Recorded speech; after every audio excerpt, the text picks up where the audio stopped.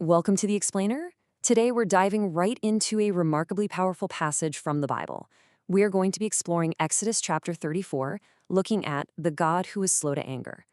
What we're going to uncover here is a profound up-close look at God's true character, and specifically, how he responds right after a massive, catastrophic human failure.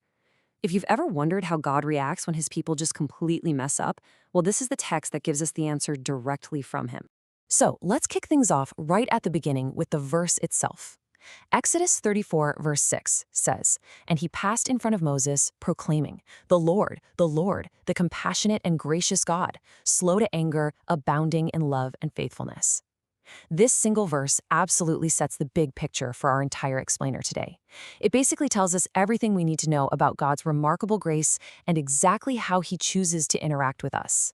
Here's our roadmap for today. First, the God slow to anger. Second, historical context, broken tablets. Third, findings, God's self-description. Fourth, contrasting views of God. Fifth, a step-by-step covenant renewal. And finally, number 6, implications for college students.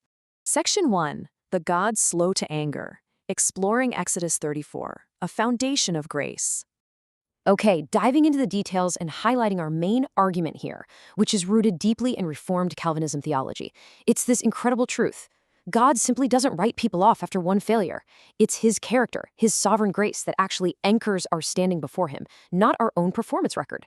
When humanity breaks the rules, and we do, a lot, it is God's sovereign grace that takes the total initiative to step in and repair the relationship. Section 2, historical context. Broken tablets, the catastrophic failure. To really grasp this, we need to provide the historical context before we dive into the specifics. Looking at the timeline, it's actually kind of wild. Just days after the covenant is given, the Israelites break it almost immediately. Within weeks, they're building a golden calf to worship. It's absolutely astonishing how fast they turn away. Within hours of seeing this, Moses is so furious, he literally smashes the first set of stone tablets. This was a catastrophic failure of the highest order. And yet, the very next day, what do we see? God taking the initiative. He invites Moses right back up the mountain with replacement tablets to just start over. Section 3, findings, God's self-description and the evidence of grace. Now focusing on summarizing the key findings of our research here. When Moses asks to see God's glory, God reveals himself, but noticeably not with wrath. He uses these 5 profound, specific traits. He calls himself compassionate, gracious, slow to anger, abounding in love, abounding in faithfulness. Listen, this is not just some human opinion about God. This is God's divine self-revelation. This is exactly what he says about himself. Section 4, contrasting views of God. Scorekeeper versus gracious God. We really have to compare and contrast these 2 different theories. Usually, our natural human assumption leans heavily toward the theory of the scorekeeper. We picture God as the strict judge who evaluates our performance, tallies up all our mistakes, and ultimately holds our failures against us. But then, the Bible presents the theory of grace. The biblical reality is that God is a gracious God who orchestrates our restoration.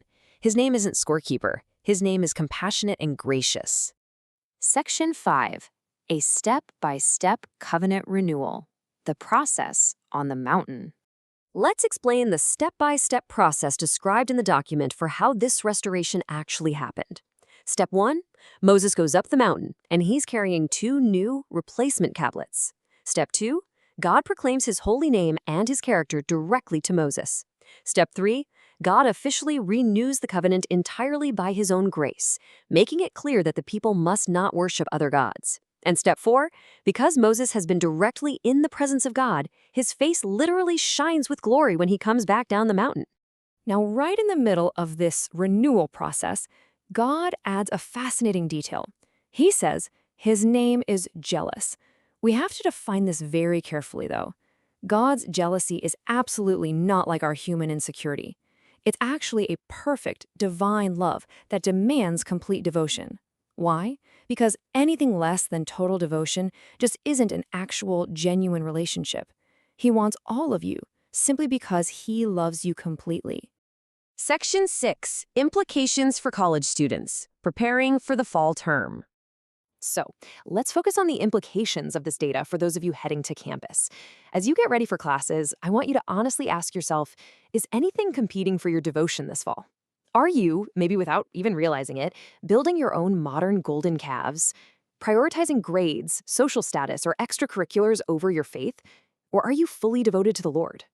This is the absolute perfect time to just pause and examine your heart. Think back to step 4 of our process a minute ago. Remember how Moses didn't even realize his face was shining? The implication here is huge. Genuine time with God changes you in ways you do not always notice right away. If you commit to a daily Bible boot camp, getting into the Bible every single day, it's going to transform you internally. You just have to trust the process, not just your daily feelings, because that time with Him is quietly making your life shine. So as you pack your bags, make sure you carry Exodus 34, verse 6 onto campus as your absolute anchor for how God sees you. Let this specific verse shape how you approach God, especially after a failure or a mistake during the semester, because they'll happen. Remind yourself daily that your standing with Him is based entirely on His compassion and His grace, not on your academic achievements or your personal performance record. Finishing up with a clear conclusion of our research today, the single most important takeaway from our time is simply this: trust in God's character. When you fail, please don't project your own harsh scorecard onto Him. Trust that He is exactly who He claims to be, the God of the second chance, who is utterly abundant in faithfulness. I'm going to leave you with this final provocative question to chew on as you start your semester. What would it really look like for your time with God this fall to be less about producing visible results and more about just genuinely being with Him? Think about that as you head to class today. Thanks so much for joining me for this explainer, and I truly hope it completely transforms your perspective on grace.